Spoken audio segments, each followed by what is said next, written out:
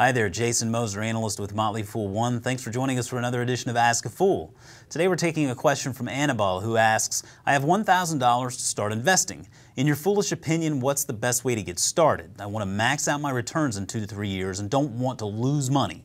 And then Annabelle goes on to list a number of companies that Annabelle's considering. I want to make sure we understand here that there are many different ways we could look at this. We could probably talk about this all day long, but just a couple of key points that I want to make sure you understand, Annabelle, is that number one, we invest with the longer time horizon in mind here, and we preach diversity here at the Fool, plain and simple. And what this means is that investors buying individual stocks should plan on owning at least 20 or even more across different industries and different sizes. If you're going to be investing on a regular basis, adding money to your portfolio on a regular basis, that's the most ideal way to do it.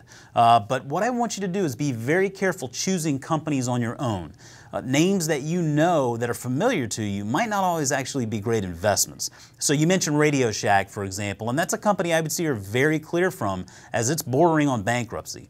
Now, of course, it may actually avoid bankruptcy, but I would say the odds are definitely not in their favor at this point in time. So understanding how a company makes its money and why it will succeed against its competitors are a couple of key questions that you want to be able to answer. Now, we answer these questions and more in our services with all of the stocks that we recommend.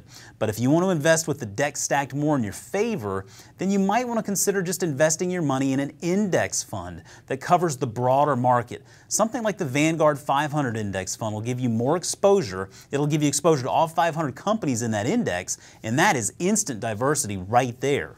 The real secret, though, to any of this is to make sure that you invest regularly. If you can allocate a certain amount of money each month towards your holding or holdings, buying during the good times and the bad, this will greatly improve your chances of success, and it really takes trying to time the market completely out of the equation. It's called dollar cost averaging, and the idea behind it is simply to smooth out your cost basis over time with your investments, and it helps you take the thinking really out of investing. So if you haven't done so yet, I would encourage you to go take a look at our 13 steps to investing foolishly.